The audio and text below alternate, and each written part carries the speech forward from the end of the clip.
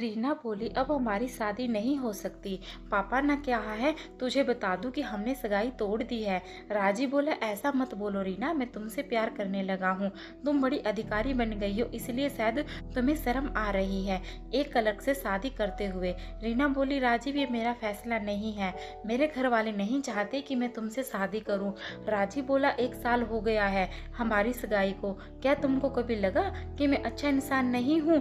रही बात बड़ी नौकरी की, तुम मुझे कुछ वर्षों का टाइम दो, मैं बड़ा अधिकारी बनकर तुम्हें दिखा दूंगा। रीना ने कहा, मैंने पापा का निर्णय तुझे बता दिया है। राजीव, आगे जो भी बात करनी है पापा से ही करना, फोन रखती हूँ। राजीव बोला, फोन मत काटना प्लीज, मैं तुमसे बहुत ज्यादा प्यार करने लगा हूँ, अब किसी और के साथ शादी नहीं कर पाऊंगा।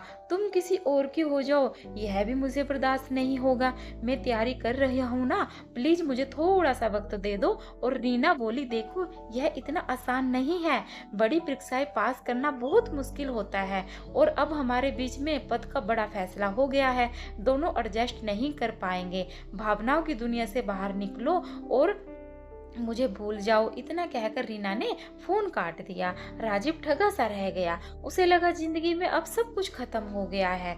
रीना का जब रिजल्ट आया था तो वह बहुत खुश हुआ था, अपने दोस्तों को एक बड़ी सी पार्टी दी थी, घर में जश्न भी हुआ था। मगर अचानक सगाई टूटने की खबर से वह टूटकर बिखर चुका था।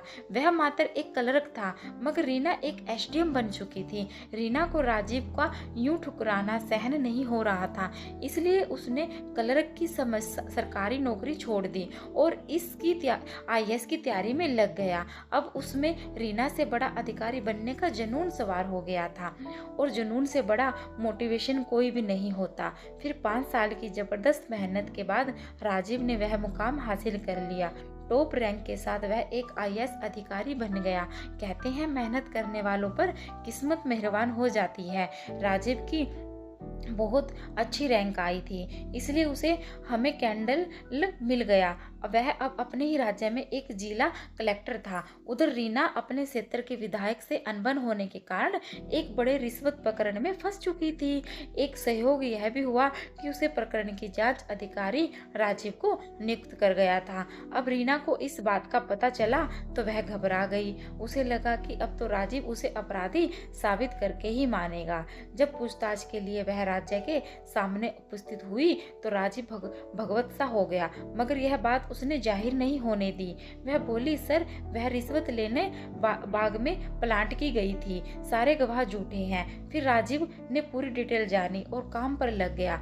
दूसरे दिन रीना उसके घर पर आ गई और हाथ जोड़कर बोली, सर बचा लो, मैं निर्दोष हूँ। राजीव बोला, मगर सारे सबूत आपके विरोध हैं मिस रीना, अब तो आपकी नौकरी भी जाएगी और सजा भी होगी। रीना बोली, सर मेरे क्षेत्र के विधायक से मेरी झड़प हो गई थी, उसी समय उसी का करा धरा है, प्लीज ढंग से जांच कीजिए ना। राजीव बोला, गुस्से में, आपका मतलब मैं ढंग से जांच नहीं कर रहा हूँ? रीना बोली, सर मेरा यह मतलब नहीं था। राजीव ने रीना को घर से बाहर निकाल दिया। रीना को राजीव के नजरिए से लग रहा था अब तो उसे न्याय मिलने का कोई भी चांस नहीं है। जिंदगी ने रीना को एक ऐसे मोड़ पर लाकर खड़ा कर दिया था जहाँ पर वो चाहकर भी कुछ नहीं कर सकती थी। आज उसकी जिंदगी का फैसला एक ऐसे इंसान के साथ में था जो उसके द्वारा ठुकराया हुआ था। कोई परीक्षा थी या कुछ और, मगर रीना के दिल में एक भरोसा बसा हुआ था। एक रात रीना ने राजीव को फोन किया, बोली, सर माफ कर दो। राजीव बोला, किस बात की माफी? वह बोली, मैं आपको रिश्ता ठुकरा दिया था, उस बात की। राजीव बोला, मुझे याद ही नहीं कभी ऐसा हुआ था। रीना रो पड़ी, बोली, सर अकेली पड़ चुकी हूँ, लगता है अब मेरा इस दुनिया में कोई नहीं है। राजीव ने फोन काट दिया। वह उसे आज भी बहुत चाहता था। अगर रीना ने उसे ना ठुकराया हुआ होता तो वह आज क्लर्क की नौकरी पर ही रहता। वह इस बात को भली भांति जानता है। फिर कुछ दिनों बाद रिश्वत पकड़ का फैसला हो गया। राजीव ने रीना को निर्दोष साबित कर दिया। इसके लिए राजीव को बहुत मेहनत करनी पड़ी, कई धमकियां भी सहन करनी पड़ी। दिल का मामला था, वह खुद रीना को टेंशन दे सकता था, मगर कोई और टेंशन दे यह राजीव को मंजूर नहीं था। निर्दोष साबित होते ही ही रीना राजीव से मिलने गई। बोली थैंक यू सर, मुझे निर्दोष साबित करने में मदद के लिए। वह बोला आप निर्दोष थी, निर्दोष साबित हो गई, इसमें मेरा कोई रोल नहीं है। वह बोली एक बात कहूँ? राजीव बोला क्या? वह बोली आप बहुत अच्छे हो सर। राजीव ने कहा कल मैं क्लर्क था तब अच्छा नहीं था। वह चुप हो गई। राजीव बोला इंसान तो मैं तब भी ऐसा ही था, बस इस पद का फर्क था। रीना बोली आप पुरुष हो ही नहीं समझोगे।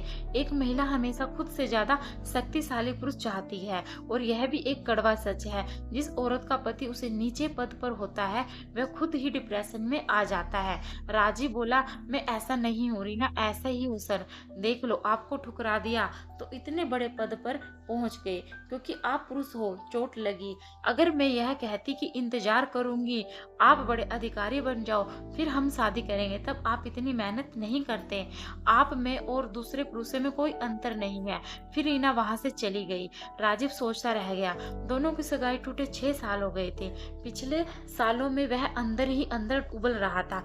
आज उसे कुछ अलग एहसास हुआ। वह सोचने लगा क्या वह कलक रहते हुए भी एसडीएम का पति बनकर सहज महसूस कर पाता? उसे जवाब मिला नहीं, वह जरूर डिप्रेशन में आ जाता या लोग ताना मार मार कर उसे डिप्रेशन में ला देते।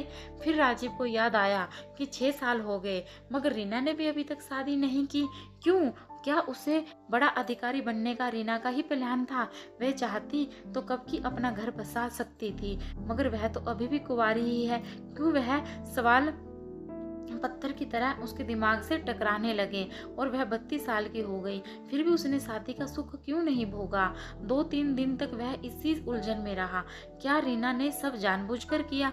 मगर उसके सफल होते ही रीना ने उसे बधाई भी नहीं दी। उसे बता देना चाहिए था, मगर कैसे बताती? वह तो इस प्रकरण में उलझ चुकी थी। जब सवाल दिमाग में चुभने लगा तो उसने रीना को फोन मिलाया और बोला कैसी हो? रीना ने बोला आपको पता ही है कैसी हूँ। वह बोला अब तक शादी क्यों नहीं की? रीना ने कोई जवाब नहीं दिया। वह बोला बारात लेकर आ जाऊं क्या? रीना कुछ ना बोली। फिर उसने कुछ महसूस किया। बोला रो रही हो? वह बोली नहीं। वह बोला रिश्वत पकड़ने में सजा दिलवा देता तब क्या करती? वह बोली सजा दिलवा देते तो अपना ही नुकसान करते। राजी बोला कम से कम कुछ बता तो देती। वह बोली क्या बताती? आपके पास इतना दिमाग नहीं है क्या? वह बोला अरे पत्थर दिल औरत, आईएएस बनने के बाद ही कुछ बता देती। वह बोली बड़े होने के घमंड में मुझे ठुकरा देते।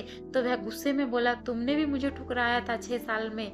6 साल से दर्द झेल रही हूँ। वह बोली आपसे दूर रहकर मैं मजे कर रही हूँ क्या? मैं भी दर्द ही झेल रही हूँ। और ठुकराया तो था, क्या बिगड़ गया? आदमी बन गया? रुक जा, अभी आकर तुझे बताता हूँ। फिर वह सीधा रीना के घर पहुँच गया। रीना सजी धजी गेट पर खड़ी थी। जो है भीतर आया, अमर बेल की तरह उससे लिपट गई और बरसों का इंतजार था। कितना धैर्य रखती। कहानी अच्छी लगी तो शेयर करिए, वीडियो को लाइक करिए, चैनल को सब्सक्राइब करें। कहानी को पूरा देखने के लिए आपका बहुत बहुत धन्यवाद। वीडियो को जरूर लाइक कीजिए।